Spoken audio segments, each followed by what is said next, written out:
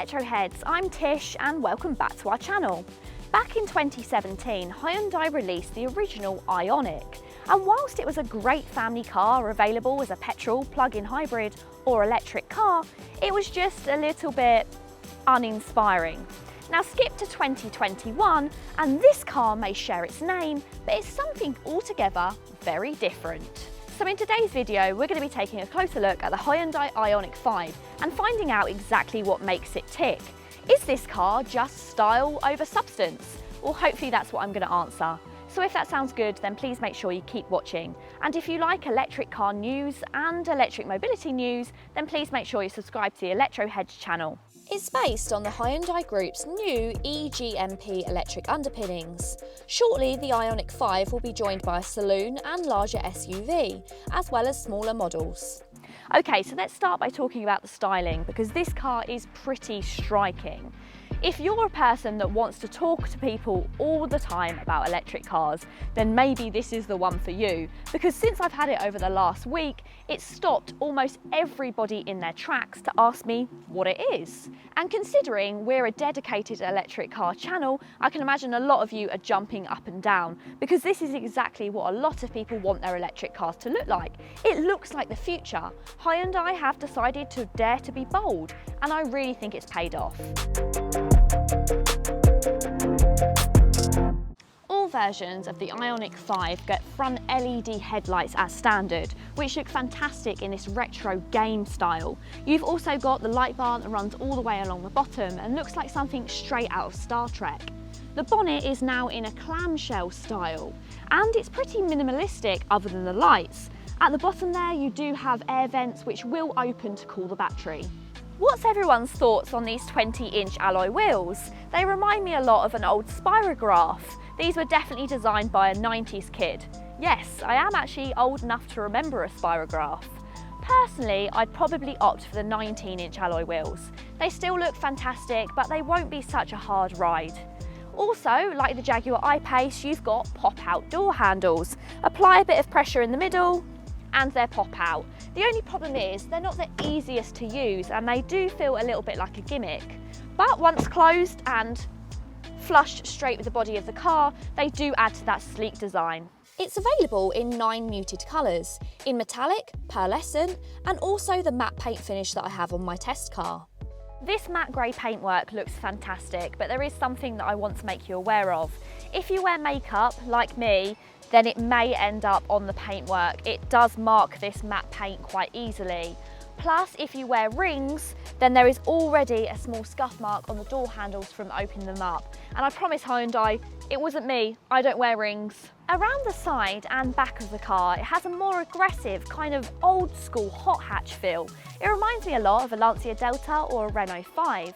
And I especially like these edges that you get over the rear wheel arch. There's something just a little bit different. That continued kind of retro game feel is on the rear as well, with the rear lights in this kind of pixelated feel. You've also got quite a nice rear sporty spoiler. Now something else I love is the charging port. It doesn't feel cheap like other brands, and apply some pressure and it pops open. And you've also got these little cubes that light up and show you your state of charge. The car also has a V2L, vehicle to load function, that lets you use the IONIQ 5's battery as a personal charger on wheels. Via a simple adapter, you can plug in appliances or even other EVs. This feature alone could make Hyundai's new EV the ultimate camping vehicle. That large wheelbase gives you a generous amount of boot space. Now, one of the shames of this car is the fact that the rear view camera and the boot latch are right down low, and all the muck off of the road can get them dirty, meaning that it impedes your view on the camera and you might get a mucky hand when you open the boot. But at least you can do it off of the key on lots of these cars. Inside here is 540 litres of space, which is equivalent to the ID.4 and slightly larger than the Mustang Mach-E. However, the Skoda Enyaq is larger still at 580. In the front, there is some additional storage of up to 57 litres in this rear-wheel drive, which means that you can put things in it like a charging bag or perhaps your laptop bag, or if you're like me, you can hide your shopping from your partner. From pictures, it's hard to gauge just how large the Hyundai IONIQ 5 is. Well, it's much bigger than the Hyundai Kona. Actually, reading some stats online has kind of blew my mind. So wheelbase to wheelbase, the Hyundai IONIQ 5 is 3 metres distance. That's bigger than the wheelbase on the Range Rover Velar or the Audi A8. And that means the interior space on this car is massive. Let me show you. In the back here is where the IONIQ 5 really shines. There is absolutely tons and tons of space. It feels really wide and airy. I've got loads of knee space and I've also got plenty of head space as well. The headlining in this car is white, so it makes everything feel nice and light.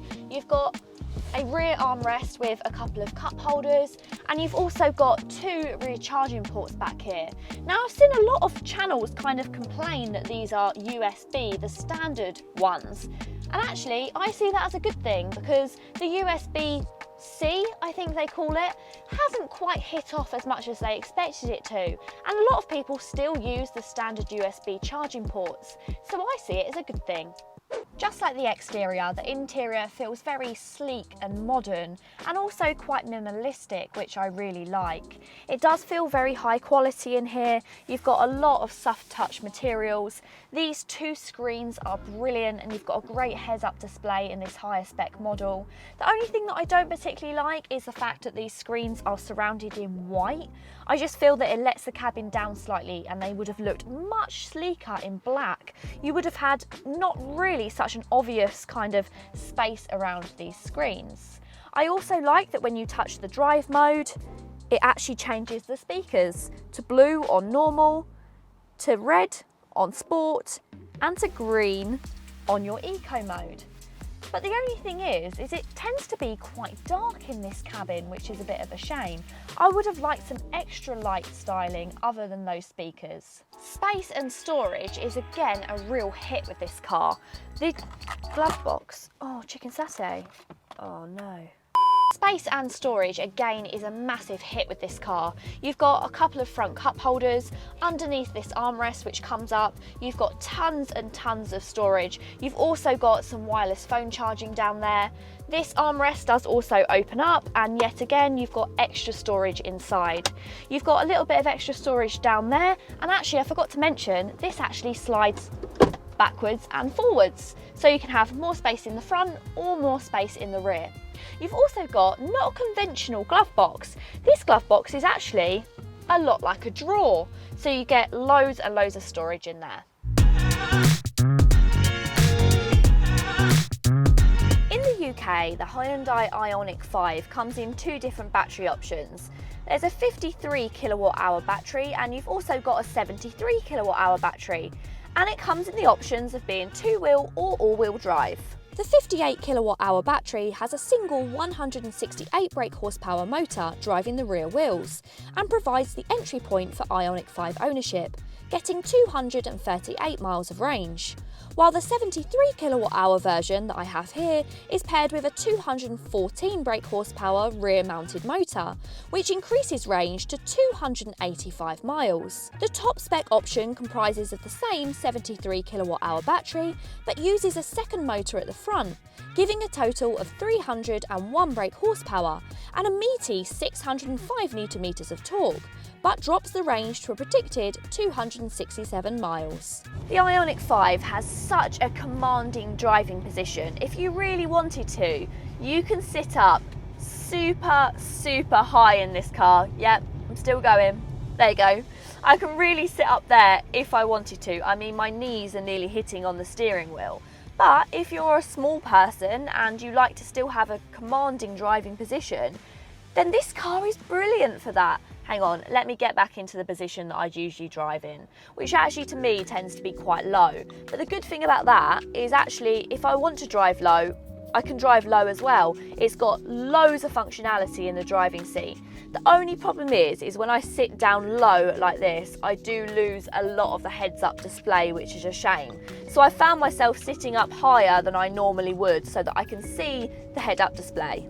The IONIQ 5 has been pitched as the comfortable family car, the armchair on wheels, if you will. And though it is comfortable and quiet, I have been relatively surprised with just how many bumps in the road you feel. It's not the smoothest car I've been in. It's not as smooth as something like the Citroen C4 Electric. However, that may be because this is riding on the 20-inch alloy wheels. I think if you was to go for those 19s, it would just smooth out the last of those bumps. There are 3 driving modes. You've got an Eco, a Normal and a Sport. So if we just pop it in Sport now as we're pulling away from a roundabout on a busy morning, and we'll see just how much power this car has. And go. Yeah, it's got more than enough. Oh, goodbye. Oh, goodbye. Changing the drive mode not only changes how the IONIQ 5 performs, but also the design of the digital cluster display, giving you a clear indication of the option you've selected. Eco mode significantly reduces acceleration, while dialing up regeneration. Not surprisingly, Sport does the opposite, giving you a little bit more grunt underfoot and slightly more responsive handling. The Hyundai IONIQ 5 isn't built with speed in mind, with a middling 0 to 62 time of 7.4 seconds and a top speed of 115 miles per hour. Opt for the all-wheel drive model and acceleration figures reduced to 5.2 seconds.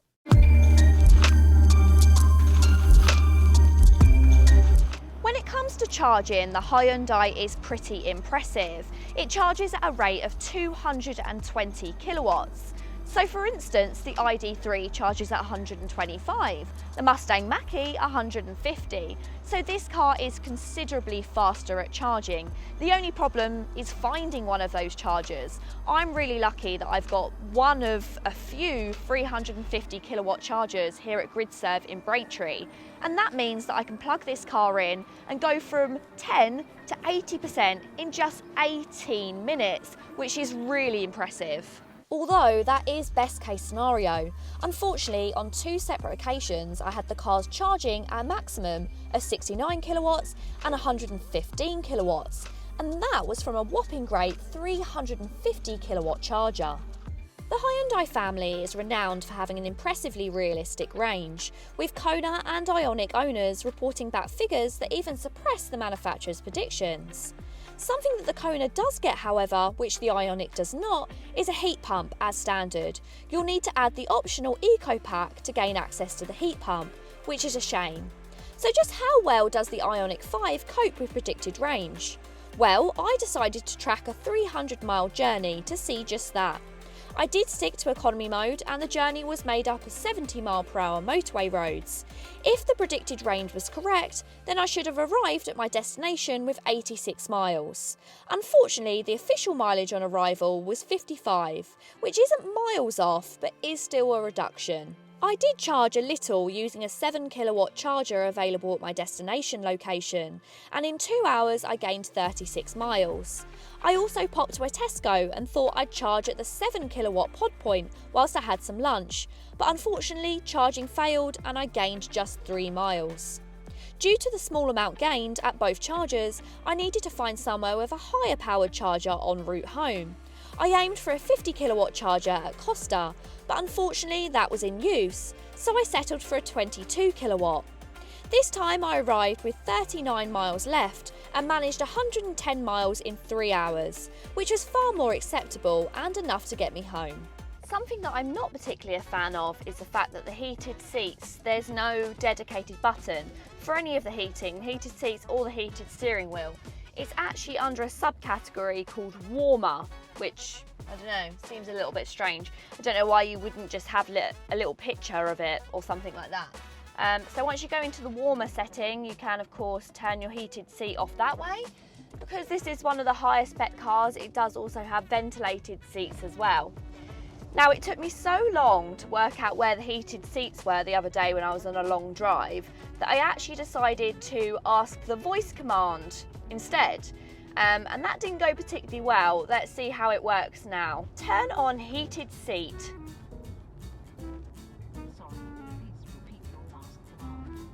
Turn on driver's heated seat. Turning on the driver's seat ventilation. So by using voice command, it's turned on my ventilated seats. So now when it's 15 degrees outside, it's trying to cool me down. And actually, it took me ages to turn this off the other day. Let's see if it will turn off. Turn off driver's ventilated seat. Turning off the driver's seat ventilation. At least that worked better that time, but still, if you're going to have no subcategory for the heated seats, if you're not going to have a dedicated button and you're going to hide it in the screen somewhere, then you're going to have to make sure that your voice command is working well. You get a whole host of driver assistance systems. I've got lane assist, blind spot monitoring. Now this doesn't have the camera in the top spec models, but this does still have a visual representation of when someone's sitting in your blind spot, which I really love. It's also got adaptive cruise control with active anti-collision warning, and I really love that this also has almost autonomous driving. Now it's not yet legal in the UK, so I can't really take my hands off of the wheel. It will just ask you to put them back on, but it is set up to be an autonomous drive. Directly comparing this car to the Kia EV6 that I drove the other day, and I'll have to say I'm not quite as smitten with the IONIQ 5 as I was with the EV6, but then that comes down to target audience. The IONIQ 5 is set up for family life. There's tons of interior space and it's really smooth and quiet on the road, whereas the EV6 tends to be just a little bit more luxurious, although it is more expensive, so you would hope that it's more luxurious. And it's also just a slightly more engaging drive. However, I do feel like the IONIQ 5 is going to age better in the cabin. Yes, I've gone on about the fact that I don't particularly like the white screens up front, but the cabin is much more neutral compared to the stripes that you get in the EV6, and I do think that this is going to age better. For me personally, my heart still lies with the Kia EV6, but I can see why the Hyundai IONIQ 5 would appeal to different people in different ways. But let us know in the comments below, would you go for the Hyundai IONIQ 5 or would you lean towards the Kia EV6? If you've enjoyed this video today, please go ahead and give it a massive thumbs up. And if you want to see more electric car news and electric mobility news, then please make sure you subscribe to the Electroheads channel. Until next time guys, see you later!